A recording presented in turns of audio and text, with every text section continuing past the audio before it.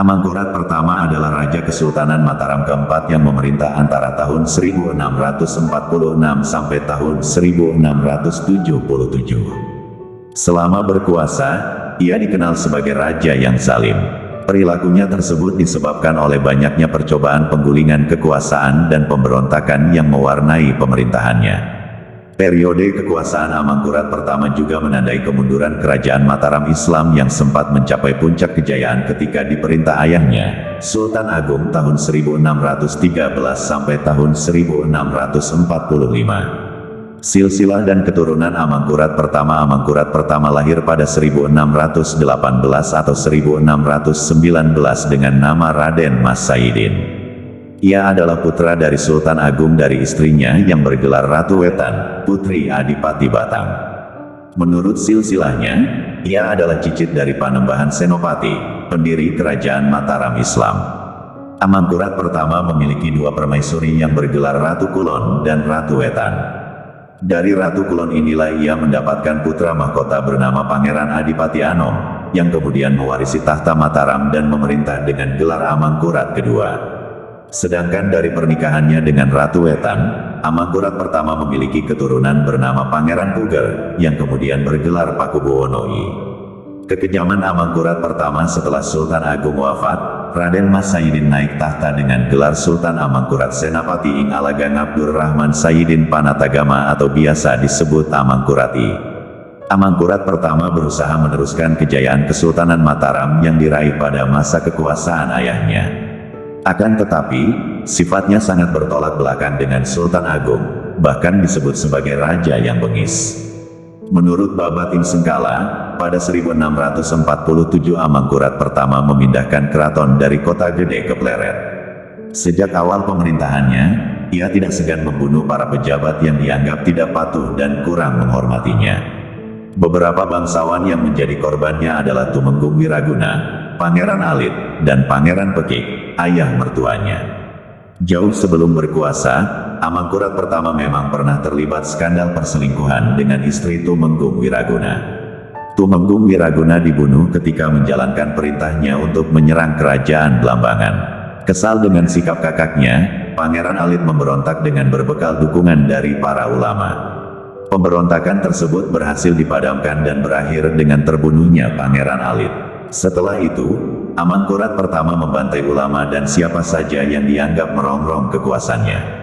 Baca juga, Raja-Raja Kerajaan Mataram Islam menurut laporan Riklof van Goens, Gubernur Jenderal Hindia Belanda tahun 1678 sampai tahun 1681, sekitar 5.000 hingga 6.000 orang yang terdiri dari pria, wanita, dan anak-anak dibantai. Pada 1659, Amangkurat pertama memerintahkan untuk membunuh Pangeran Pekik, ayah mertuanya, beserta keluarganya. Alasannya adalah Pangeran Pekik berani menikahkan gadis yang hendak dijadikan selirnya dengan putranya. Ditambah lagi, terdapat kebijakan Amangkurat pertama menutup pelabuhan dan menghancurkan kapal di wilayah pesisir. Wilayah tersebut sengaja dilumpuhkan agar tidak dapat berkembang hingga mampu melawannya. Bersekutu dengan VOC berbeda dengan Sultan Agung, Amangkurat pertama sangat lunak terhadap Belanda.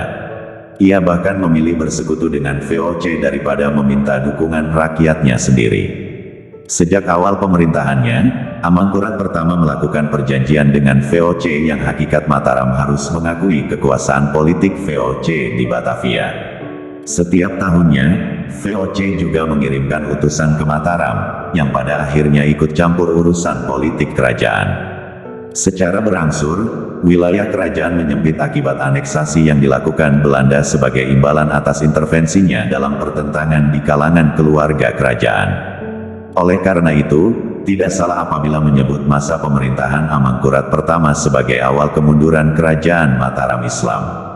Ketidaksenangan rakyat dan para pejabat istana pun memuncak saat raja diketahui bermusuhan dengan putranya sendiri, Pangeran Adipati Anom.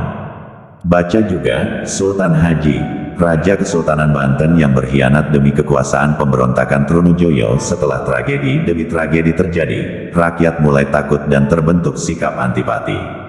Akibatnya, rakyat Mataram melakukan perlawanan terhadap Raja Amangkurat pertama di bawah pimpinan Pangeran Trunojoyo dari Madura. yang juga mendapatkan dukungan dari para pejabat istana.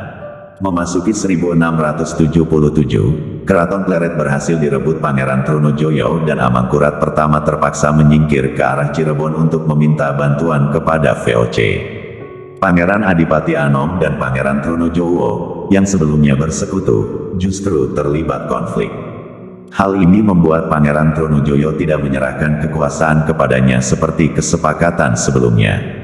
Akibatnya, Pangeran Adipati Anom memilih untuk beralih ke pihak ayahnya.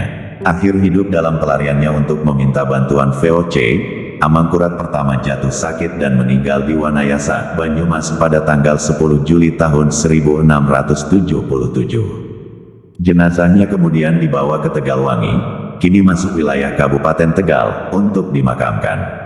Setelah itu, Pangeran Adipati Anom terpaksa menjalin kerjasama dengan VOC untuk melumpuhkan Trunojoyo. Trunojoyo berhasil dilumpuhkan pada 1679, dan tahta Kesultanan Mataram diberikan kepada Adipati Anom dengan gelar Amangkurat kedua.